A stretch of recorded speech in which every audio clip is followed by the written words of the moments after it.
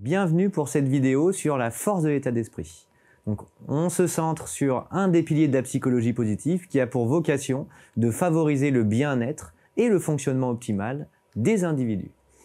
Donc, les états d'esprit, à quoi ça renvoie? Donc, c'est une étude Princept qui a été mise en place par Carol Dweck. Donc Carol Dweck, c'est une chercheuse américaine qui a essayé de comprendre, donc qui a mis en place une expérience éducative auprès d'enfants dans un premier temps de 7 à 8 ans pour comprendre comment ça se passe quand ils sont confrontés à un problème qui va renvoyer à un échec et qu'ils ne peuvent pas résoudre. Donc volontairement, elle les met face à un problème et elle demande, ben voilà, comment vous avez répondu par rapport à ça. 2 types de réactions ont été observées. La première réaction, c'était « Oh là là, c'est une catastrophe ». Quand j'échoue, c'est toute ma personnalité, tout mon moi qui est mis finalement à défaut et du coup, je me sens vraiment évalué.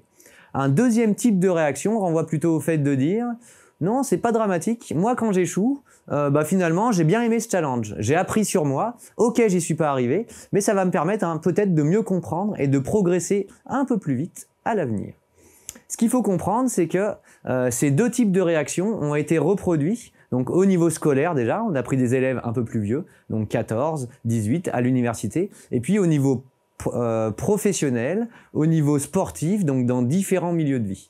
Et donc ça renvoie à ce qu'on appelle aujourd'hui les 2 états d'esprit. Donc l'état d'esprit fixe, qu'est-ce que c'est? C'est la perception chez un individu, une croyance, donc c'est pas en rapport avec quelque chose d'objectif, une croyance qu'il existerait finalement un niveau de talent fixé qui ne peut pas être changé par les efforts. Et donc les erreurs seraient le signe que finalement je ne suis pas talentueux. À l'inverse, l'état d'esprit de développement renvoie plutôt à la croyance que chacun peut développer ses qualités par le travail. Et donc les erreurs sont simplement une balise sur le chemin de la réussite et ça me permet finalement d'apprendre plus facilement. Donc ces 2 états d'esprit résultent de la socialisation des individus et donc c'est le climat motivationnel qui est mis en place par l'encadrant, l'enseignant, l'entraîneur, même le manager au niveau professionnel qui va finalement définir un petit peu les états d'esprit adoptés par les individus avec lesquels il interagit dans la situation donnée. Donc si on regarde, on a des conséquences qui sont dramatiques, alors pas dramatiques mais diamétralement opposés entre ces 2 états d'esprit. Quelqu'un qui a un état d'esprit fixe a un désir de paraître intelligent et donc il va avoir une tendance finalement à éviter les challenges parce que se mettre en difficulté, c'est indirectement reconnaître peut-être à un moment donné que je vais être incompétent. Face aux obstacles, je vais me mettre sur la défensive et je vais avoir tendance à abandonner facilement. Je vais considérer les efforts comme quelque chose d'inutile et contre-productif. Pourquoi? Finalement, si j'arrive à atteindre un niveau donné en faisant moins d'efforts qu'une autre personne, ça veut dire que je suis plus talentueux. Et donc, on a tendance à dire que les efforts et la compétence varient en sens inverse chez les individus qui sont sur un état d'esprit fixe. Face à la critique, du coup, je vais avoir tendance à ignorer la critique, même lorsqu'elle est constructive. Elle pourrait me faire progresser, mais j'ai un mécanisme de défense qui fait que, non, je me mets un petit peu sur la défensive. Et puis, je vais être sur aussi le fait de me sentir menacé par la réussite d'autres personnes.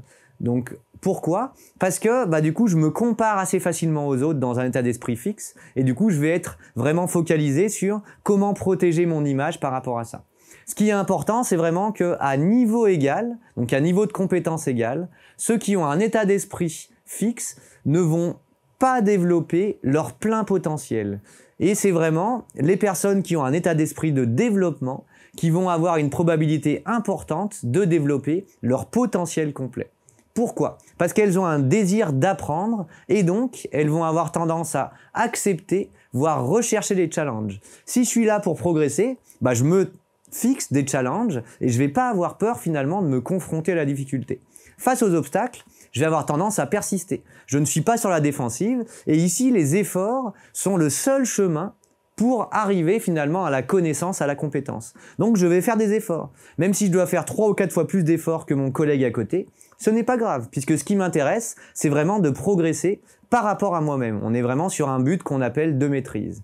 Donc la critique, je vais apprendre de la critique, et du coup, je vais être vraiment centré sur collaborer avec les autres individus, et du coup, tirer les leçons même de la réussite d'autres personnes. On est sur ce qu'on appelle un apprentissage vicariant, et je vais avoir tendance finalement à assez facilement me réjouir de la réussite des autres, et même essayer de comprendre comment ils ont réussi pour moi, faciliter ma réussite par la suite. Donc l'état d'esprit fixe, si on reprend toutes les ressources, sont focalisées sur la protection de l'ego. Et donc l'échec est vraiment une menace permanente et épuisante.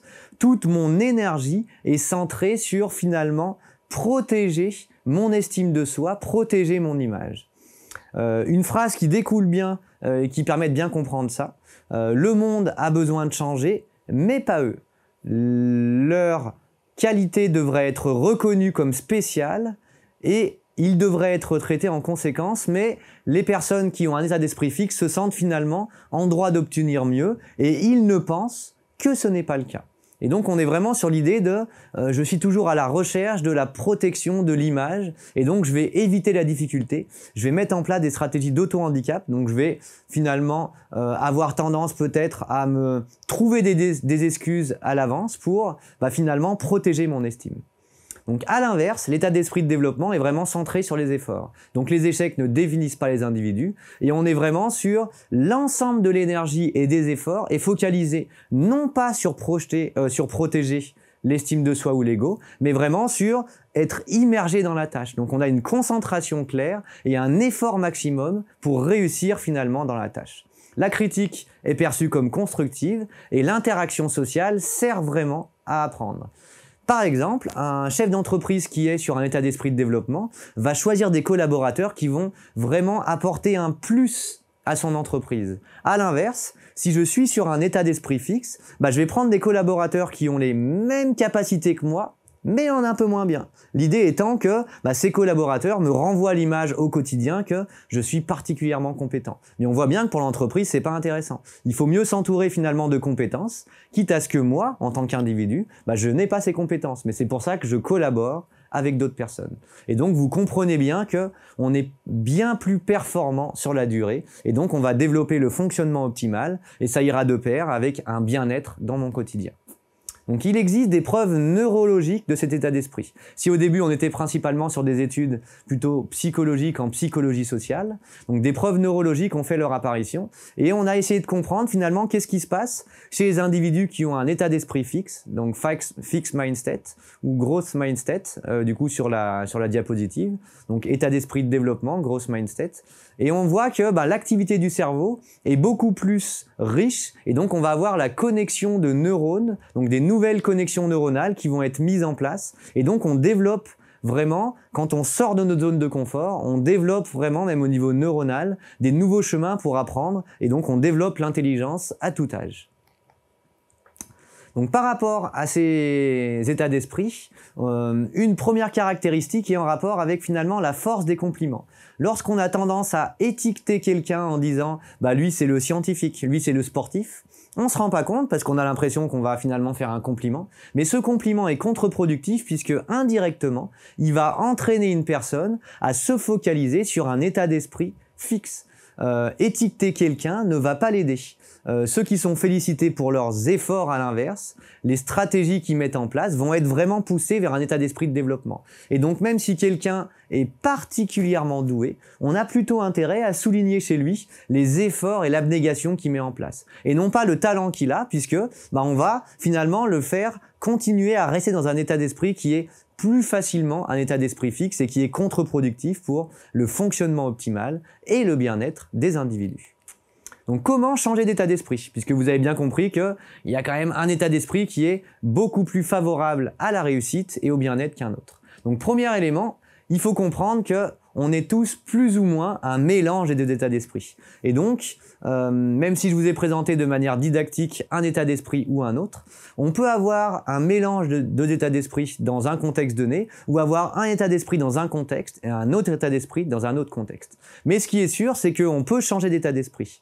Les nouvelles croyances vont prendre place à côté d'anciennes croyances.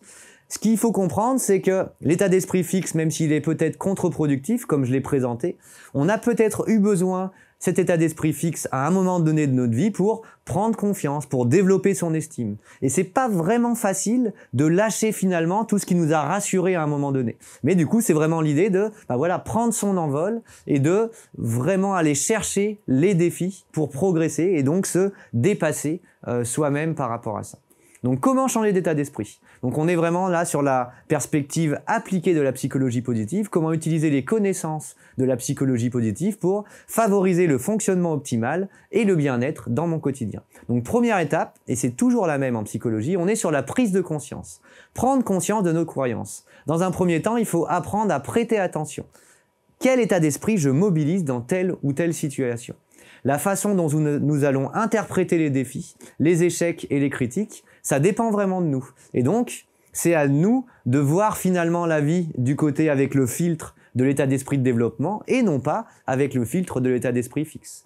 Avec un état d'esprit fixe, on va probablement se sentir limité et on va être limité dans notre perception des défis, dans notre perception finalement du bien-être pour avancer au quotidien. Et donc, ce qui compte vraiment, c'est mettre en place et promouvoir un état d'esprit de développement. Donc face à un défi, j'ai deux manières, deux possibilités pour réagir. Si j'ai un état d'esprit fixe, je vais peut-être me dire, est-ce que je peux vraiment le faire? Je suis pas trop sûr que je vais y arriver, j'ai l'impression que j'ai pas le talent. L'état d'esprit de développement ne se pose pas la question finalement de l'ego et du talent. Il va être sur, je ne suis pas sûr d'y arriver, mais je vais mettre tout en œuvre, je vais faire mon maximum pour y arriver. Et il ne tient qu'à vous finalement, face à un défi, de s'investir de cette manière-là. Face à un état d'esprit fixe, je vais peut-être avoir la perception que si je n'essaie pas, je vais finalement pouvoir me protéger et donc je vais avoir tendance à garder ma dignité. L'état d'esprit de développement, lui, ne s'occupe pas de cette image-là. Il va être centré vraiment sur « je veux essayer ». Et c'est l'inverse. Si j'échoue sans essayer, alors c'est là finalement que ça n'a pas trop de sens. Je dois vraiment m'investir dans la tâche et du coup mettre à profit mes qualités, mes forces de caractère pour favoriser mon bien-être. Donc en cas d'échec, l'état d'esprit fixe va être centré sur ce serait super facile si j'avais eu du talent mais j'en ai pas. L'état d'esprit de développement est vraiment centré sur pour Michael Jordan finalement le sport était pas facile, pour Albert Einstein la science c'était pas si facile que ça. Ils ont eu une passion et ils ont vraiment développé ça très tôt. Indéniablement, ils avaient probablement un talent au début, mais finalement, les efforts sans le talent, ça n'est rien. Et du coup, c'est beaucoup plus important en tant qu'encadrant de valoriser les efforts. Et enfin, face à la critique, ne pas se projeter sur « ce n'est pas de ma faute », ça serait ça la vision d'état d'esprit fixe, mais vraiment se centrer sur si je ne prends pas mes responsabilités pour me corriger, ça ne fonctionnera pas. Et donc, je vais mettre mon maximum pour accepter la critique et essayer de comprendre comment je peux me bonifier avec cette critique. Je vous remercie de votre attention et je vous attends pour la prochaine vidéo sur le dernier pilier de la psychologie positive.